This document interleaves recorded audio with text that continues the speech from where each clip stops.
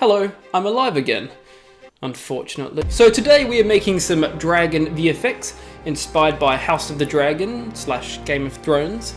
And a fun fact, I actually have got a second camera now, so throughout the video I can randomly just go like that. I don't know why it's over there, but it is. When you're watching House of the Dragon, you'll notice that they never film their night scenes with a blue stylized look where you can still see everything, almost like that Mad Max day for night look. No, what they do is go for a more actual proper dark night. I didn't mean to say that. That's a good movie. That's my favorite movie actually, fun fact. So I set up this little black screen indoors and used these two aperture lights called the MC Pro, set to a fire effect to light myself. Then I just filmed my scene. For the shots of me actually running, the process was a little more embarrassing. The wide shots were fully CGI, so I had to make a 3D model of myself. The proper way to do that would be to have someone take lots of photos of you from every angle and stitch them together in a program like Meshroom or Polycam. But as we have previously established in other videos, I don't have any friends. So what I had to do instead was use AI. So I just took one photo of myself in a T-pose, cut it out in Photoshop and put it in a free AI program called Tripo AI, which turns 2D images into 3D models. And here it is. Terrible, but good enough. And for the close-up shots of me running, I don't really want to talk about it.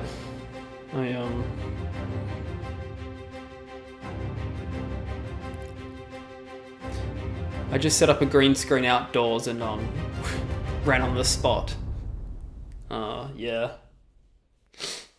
Which is dumb.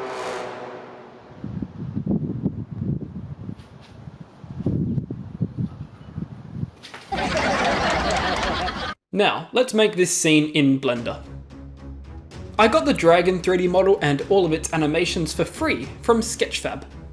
I opened up a new Blender scene and brought the dragon in. I need the flying animation, not the idle one, so let's switch to the dope sheet, then the action editor and select the flying animation. I added a new empty to control the dragon and parented the dragon's armature to it. I then just did a super basic animation of the dragon flying towards the ground at an angle. I then got this sky picture from pexels.com for free and brought it into my scene using images as planes. I pushed it way out into the distance and scaled it up. For the distant ground fire, I got a modifier set up from the Blender market called DrawFire, which uses curves to spawn real-time fire. I appended it into my scene and began drawing some curves in edit mode, just extruding vertices out and duplicating them around. I now have this, and from a distance it looks like the terrain is on fire. Now for some clouds. I got an awesome cloud VDB collection also from the Blender market and brought some into my scene. I put them in a new collection called 3D Clouds. Next I added a big cube and used a particle system to scatter the clouds around in the air. And the camera movement was really easy to do. All I did was add a new camera and parented it to the dragon control empty from before. The camera now follows along with the dragon. I then added a few rotation and position keyframes to have the camera start far away from the dragon, then move closer, and finally pan down to the fiery landscape. I then used a free add-on called Shakerify to add some organic camera movement. After all that's done, we get something that I think is pretty cool. Anyway, on with the next one. These shots of the dragon are my personal favourite from the scene, and they're also really fun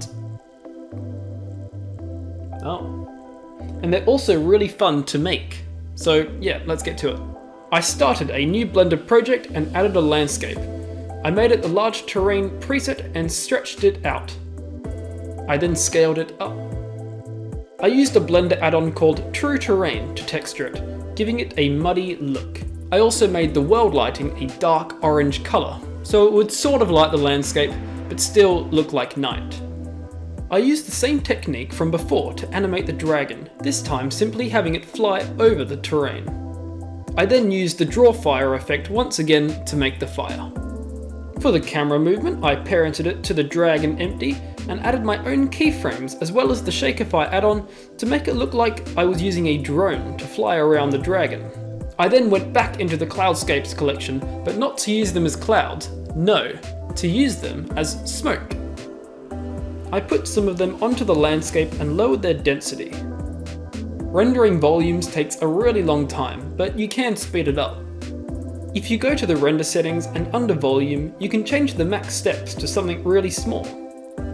I made it 15, which works well for this night scene, but if you're doing it at daytime, you'd probably want more steps than that. No fiery scene is complete without embers, so let's talk about those. Now, embers are really easy to make.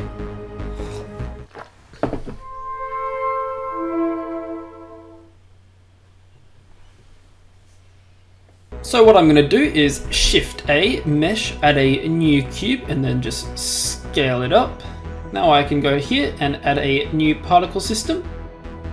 I'll have the end frame be 1, so all the particles are spawned at the exact same time, and then I'll increase the lifetime so it never ends pretty much. Under source, I will change from emit from faces to volume, so now they render inside of the cube. If you hit play, they all just fall down, so let's fix that. Under field weights, I will turn the gravity completely off. However, they are trying to leave the cube. We do not want that. So under velocity, I will make the normal 0, but increase the randomize. There we go, now they just float around doing their own thing. Now let's make an ember asset, so Shift A, Mesh, and add an icosphere. Then under the shading tab, I will give it a new material, delete the principled BSDF, and just add a emission shader. I'll make that orange and increase the strength. Then back in the particle settings, I will go to render, change from halo to object, and pick that icosphere. And there you go. Embers. Alright, it's now time to use that terrible 3D model. I'm going to put him into Mixamo, which is a website where you can get lots and lots of free animations. I will rig him up and then get this running animation and download it as an FBX file. Now let's open up another Blender project and make a terrain. I'll pretty much do the same terrain as before. Now in comes myself. I will loop the animation cycle by selecting the armature, then going into the graph editor. Then make extrapolation mode cyclic. I will also attach my armature to a new empty to control it, just like the dragon, and then animate it running across the field. And now for some super janky hair simulation. It looks terrible, and I am disgusted, but I love it. Since the camera is going to be a lot closer to the fire, I don't want to use the draw fire in this scene, since I want something more realistic. So I will use real stock footage from Action VFX. I will get a bunch of these ones and download them.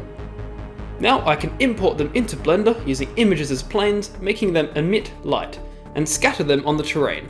I will put the fire footage into a new collection. I will then add a particle system to the terrain and make it hair, then set it to render as that fire collection. Then tick advanced, rotation, then change to global Z and rotate so that they face the camera. I then used a Blender atmospheric add-on which uses images as planes to add smoke and atmosphere, thus depth, to your scene. Then for the dragon breathing fire, I used some flamethrower assets from Action VFX. Then in compositing, I can add lots of grain, flares and lens dirt to dirty up the scene and make it look more real. So yeah, that's how I made this dragon scene.